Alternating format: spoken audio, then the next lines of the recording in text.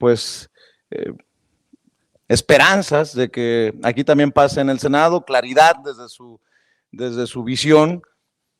Yo pregunto, ¿sí? ¿No agarra esta discusión tan profunda a los senadores de Morena en momentos de fractura, de división? Se lo pregunto en buena lid y sin afán de amarrar navajas, pero usted me conoce y no me quedo callado.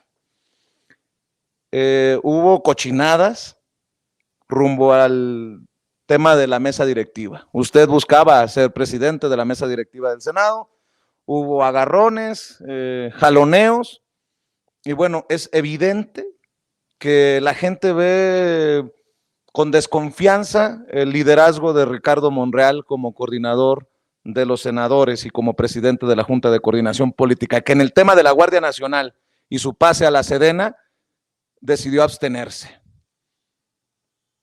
Yo le pregunto, ¿hay con qué? ¿O a pesar de todo esto que estoy mencionando, van a salir las cosas? ¿O existe la posibilidad de que los senadores de Morena y aliados le queden debiendo al proyecto, senador Narro? Yo creo que vamos a caminar unidos, Morena. En la abstención del senador Ricardo Monreal fue la abstención nada más de él. Los otros 71 senadores del bloque de la alianza Juntos Haremos Historia, votamos unidos, y yo creo que en esta ocasión de este quinto transitorio vamos a votar todo a Morena Unida y sus aliados, y yo creo que también la oposición, una parte de la oposición se va, como ahora pasó. Yo espero que el PRI acompañe esta votación y espero que otros compañeros legisladores dejen de suicidarse y voten a favor de este proyecto. ¿Por qué? ¿Qué es lo que la gente quiere? ¿Qué es lo que la gente pide en las comunidades? ¿Qué es lo que la gente pide en las colonias? Pues pide la presencia del Ejército, de la Guardia Nacional. No es una solicitud del presidente. El presidente oye a la gente y nuestro gobierno está oyendo al pueblo, y nosotros oímos a nuestra gente cuando recorremos los estados del país, cuando recorremos nuestro estado de Zacatecas, cuando oímos a nuestro pueblo que está atemorizado por el tema de la inseguridad y de la presencia de la delincuencia. Por eso creo que la medida que se toma es una medida correcta. Y si tú preguntas en una encuesta qué es lo que la gente quiere, pues la gente quiere lo que aprobamos. Y además, senador, perdón por interrumpirte, la gente confía en las Fuerzas Armadas. El presidente lo ha dicho una y otra vez en la mañanera, y por cierto, hablando del presidente, retaba a la oposición diciendo, pregúntenle a los gobernadores de oposición si quieren que se regresen a los cuarteles los soldados, los marinos, la Guardia Nacional. Y en ese sentido, porque usted es hijo de Zacatecas, Zacatecas está complicado y está gobernado por Morena. Esto de solicitar la extensión hasta el 2029 es también un aceptarle a la gente que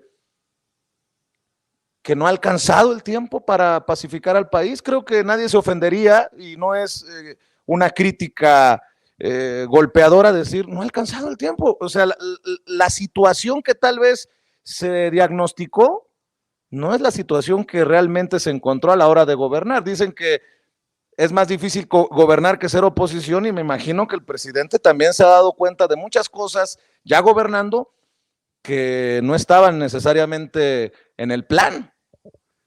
Bueno, hay que recordar la historia, Vicente. El capitán, el jefe de la Policía Federal, el que coadyuvó en su creación, fue García Luna. Por eso no nada más se empujó, se luchó para lograr su detención, sino también se desapareció a esa policía porque tenía nexos, estaba en complicidades, estaba imbuida en la corrupción en el país, en la impunidad. Entonces se eliminó y se buscó crear un nuevo cuerpo que ahora es la Guardia Nacional, que es muy importante. La gente tiene confianza en la Guardia Nacional, en el Ejército y en la Marina.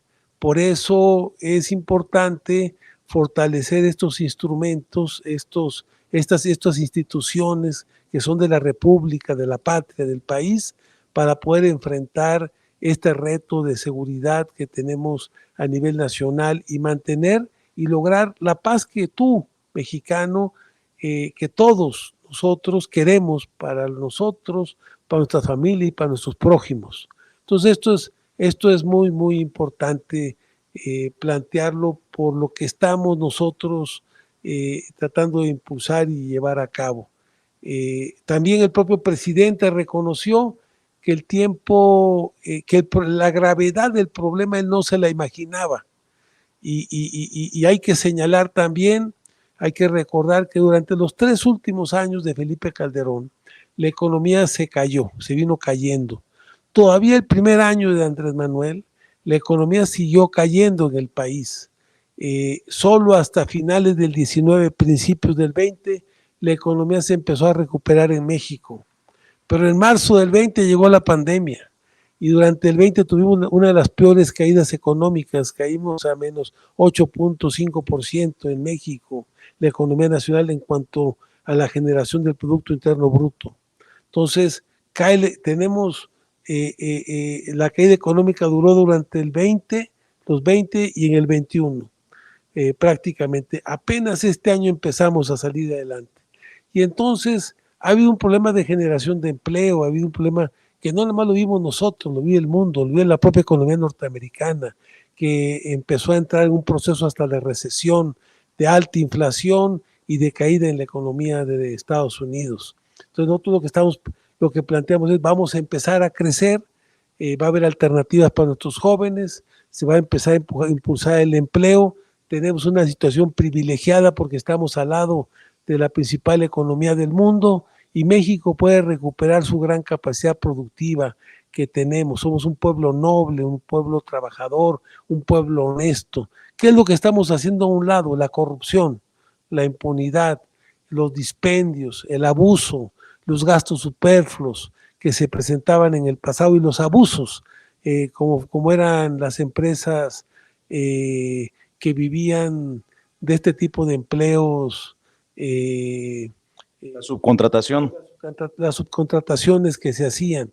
Entonces, todo esto, los fraudes para pagar impuestos, porque esas empresas no pagaban impuestos. Hoy estamos poniendo orden en este país, acabando con la corrupción, con el fraude fiscal, con la simulación, con los dispendios que eran tan graves en México y estamos tratando de reconstruir al país, que lo recibimos sujeto por alfileres, para ponerlo de pie y para que ahora ya muchos mexicanos, la mayoría nos sentimos orgullosos porque México es un país que es reconocido mundialmente porque empieza a ponerse de pie y recuperar su grandeza.